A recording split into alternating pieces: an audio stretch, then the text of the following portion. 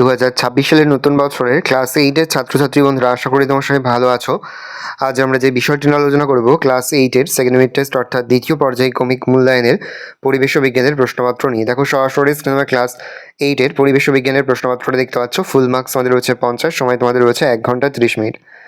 দেখো প্রথমে ভৌত বিজ্ঞানের প্রশ্ন করা হয়েছে, একের দাগে রয়েছে নিচের প্রশ্নগুলোর উত্তর দাও যে কোনো 7টি প্রশ্নের মানে 1 করে 1 × 7 = 7। তাপের অধিকতম সুপরিবাহী ধাতু হলো লোহা, তামা, রূপো, সোনা। রূপো। সূর্য থেকে পৃথিবীতে কোন পদ্ধতিতে তাপ আসে? বিকিরণ, পরিবহন, পরিচলন ও ঘনীভবন। বিকিরণ। গ্যালভানাইজেশন প্রক্রিয়ায় কোন ধাতুর প্রলেপ দেওয়া হয়? দস্তা। তড়িৎ লেপনের সময় ক্ষয়প্রাপ্ত হয় অ্যানোড। পরের প্রশ্ন, 1 গ্রাম বিশুদ্ধ জলের উষ্ণতা 1 ডিগ্রি সেন্টিগ্রেড বৃদ্ধি করলে তাপ লাগে 1 ক্যালোরি। 1 ক্যালোরি সমান কত জুল? 4.2 জুল। চাপ বাড়লে বরফের গলনাঙ্ক কমে। জৈব অনুঘটক বা উৎসেচকগুলি প্রধানত প্রোটিন। তড়িৎ বিশ্লেষ্য পদার্থ তড়িৎ পরিবহন করে প্রদত্ত কোনটির সাহায্যে? আয়ন। সত্য মিথ্যা লেখো। পরিবহন প্রক্রিয়ায় তাপ সঞ্চালনের সময় মাধ্যমের কণা স্থানচ্যুতি ঘটে না। সত্য।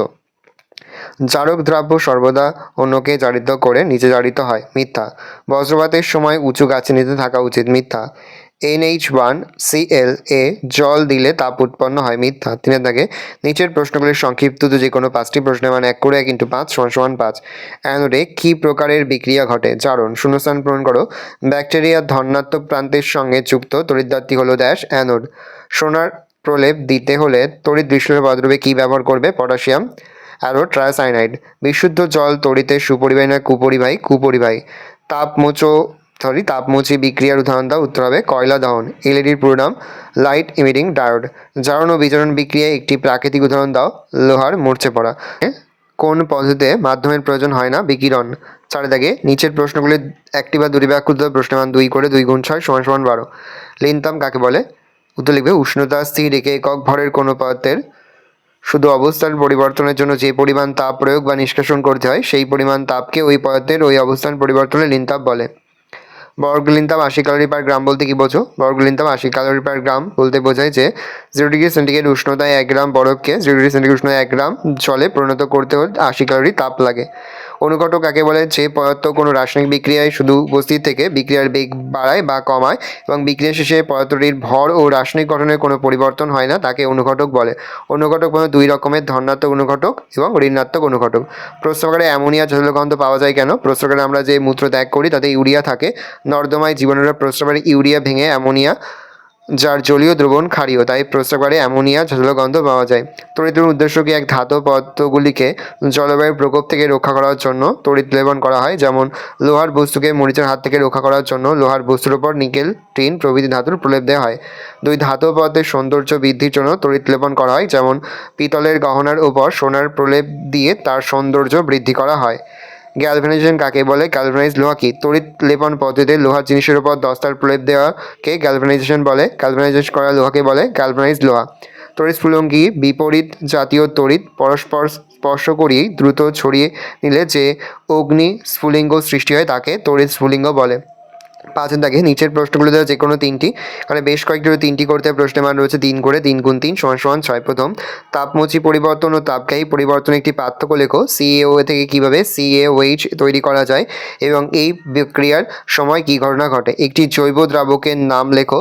Zn + CuSO4 = ZnSO4 + Cu। প্রদত্ত বিক্রিয়াটিতে জারণ বিক্রিয়া, বিজারণ বিক্রিয়া, জারক ও বিজারক চিহ্নিত করো। অথবা 50 গ্রাম ভরের বস্তুর উষ্ণতা 2 ডিগ্রি অথবা হচ্ছে একটি 50 গ্রাম ভরের বস্তুর উষ্ণতা 2 ডিগ্রি সেন্টিগ্রেড বৃদ্ধি করতে 25 ক্যালোরি তাপ লাগে। ওই পদার্থের আপেক্ষিক তাপ কত? পরে হচ্ছে 30 ডিগ্রি সেন্টিগ্রেড উষ্ণতায় 200 গ্রাম ভরের জলের উষ্ণতা, 40 ডিগ্রি সেন্টিগ্রেড উষ্ণতায় 800 গ্রাম জল মেশানো হলে জলের অন্তিম উষ্ণতা কত? তড়িৎ লেপন কাকে বলে? তড়িৎ উদ্দেশ্যগুলি লেখো। লোহার পাইপের উপর জিঙ্কের প্রলেপ দিতে অ্যানোড ও ক্যাথোড রূপে কী ব্যবহার করবে? পরে হচ্ছে কী কী উপায়ে লোহায় মরচে পড়া রোধ করা যেতে পারে? অথবা তড়িৎ বিশ্লেষণের 3টি গুরুত্বপূর্ণ ব্যবহার লেখো। তারপর লাইফ সায়েন্স জীবনবিজ্ঞানের প্রশ্ন রয়েছে, দেখো। একে থেকে সঠিক উত্তর নির্বাচন করো যে কোনো 3টি। একটি মাইনর কার্পের উদাহরণ হলো বাটা, গ্রাস কাপ, মৃগেল, কালবোস। বাটা একটি নন সিটার মুরগি হচ্ছে লেঘর্ন। 2,4-D হলো এক প্রকার। উত্তর হবে আগাছানাশক। স্মল পক্স হলো ভাইরাস ঘটিত রোগ। যেখানে ডিম্পোনা প্রতিপালন করে সেটি হলো আতর পুকুর। 2 দাগে শূন্যস্থান পূরণ করে যে কোনো তিনটি। যে মাটিতে জৈব পদার্থের পরিমাণ বেশি থাকে তাকে ড্যাশ বলে হিউমাস। ড্যাশ মেশিনের সাহায্যে ফসল তোলা, মাড়াই এবং ঝাড়াই সবই করা হয় কম্বাইন হারভেস্টার। ড্যাশ ইঞ্জেকশন দেওয়ার ফলে স্ত্রী মাছ ডিম আর পুরুষ মাছ শুক্রাণু নিঃসরণ করে পিটুইটারি নির্যাস। পর হচ্ছে ডিম পোনা থেকে ধানি পোনা ড্যাশ পুকুর তৈরি করা হয় আতুর। আমের ড্যাশ প্রদেশ স্টক ও সিয়নের ব্যবহার করা হয় জোর কলম। আম গাছ চাষের প্রাথমিক বৃদ্ধিতে ড্যাশ সার প্রয়োগ করা হয় ইউরিয়া। 3 দাগে একটি বাক্যে নিচের প্রশ্নগুলো দেওয়া যে কোনো 4টি। নাইট্রোজেন ঘটিত একটি অজৈব সারের নাম লেখো। Ammonia sulphate. একটি সিটার মুরগির নাম বার্মা ও কোচিন। একটি প্রোটোজোয়া দ্বারা আক্রান্ত রোগের নাম ম্যালেরিয়া। এনপিকে এর পুরো নাম নাইট্রোজেন, ফসফরাস এবং পটাশিয়াম। মৌমাছি পালন পদ্ধতি বা মৌমাছি কতগুলি পদ্ধতি করা হয় পালন? উত্তর হবে 2টি। 4 দাগের হচ্ছে নিচের একটি প্রশ্ন দেওয়া প্রশ্নের মান 2। এগ্রিকালচার কাকে বলে? খারিফ শস্য কাকে বলে? বিজ্ঞানের যে বিশেষ শাখায় খাদ্য উৎপাদন, খাদ্য সংগ্রহ ইত্যাদি বিষয় নিয়ে আলোচনা গবেষণা করা হয় একে এগ্রিকালচার বলে। যে সকল ফসল বা শস্য বর্ষা ঋতুতে চাষ করে এবং শীতের প্রারম্ভে ফসল তাদের খারিফ শস্য বলে। ধান, ভুট্টা, তুলো ইত্যাদি। কার্প কি? মিষ্টি বা মিঠে জলে বসবাসকারী যে সকল অস্থি বিশিষ্ট মাছের মাথায় আঁশ থাকে না, চোয়ালে দাঁত থাকে না, অতিরিক্ত শ্বাসঙ্গ থাকে না, দেহ গহ্বরে পটকা থাকে না, তাদের কার্প বলে। হিউমাস কি?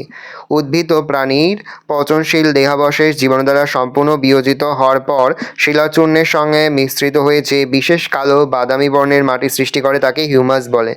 জৈব সারের গুণাবলী লেখো। 1 জৈব সার মাটিতে উপকারী জীবাণুদের সংখ্যা বৃদ্ধি করে এবং মাটির উর্বরতা বৃদ্ধি করে। 2 জৈব সার প্রয়োগে মাটি রন্ধ্রযুক্ত হয়, ফলে মাটিতে আলো প্রবেশ এবং বায়ু চলাচলের হার বৃদ্ধি পায়। 3 জৈব সার প্রয়োগে মাটির জল ধারণ ক্ষমতা বৃদ্ধি পায়। 5 দাগে সংক্ষিপ্ত উত্তর দাও যে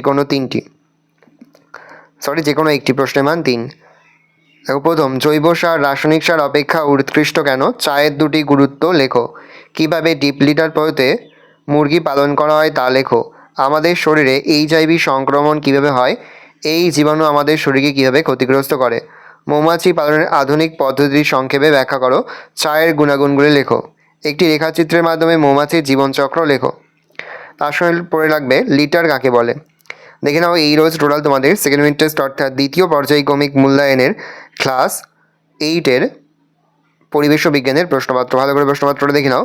আশা করি ভিডিওটা ভালো লেগেছে। ভিডিওটা ভালো লাগলে ভিডিওকে লাইক করে দেবেন। আমার নতুন হওয়া তাহলে সাবস্ক্রাইব প্রেস করে পাশে বেল আইকন প্রেস করে নতুন কোনো ভিডিও আপলোড করি সবার ফার্স্ট নোটিফিকেশন তোমরা পেয়ে যাও।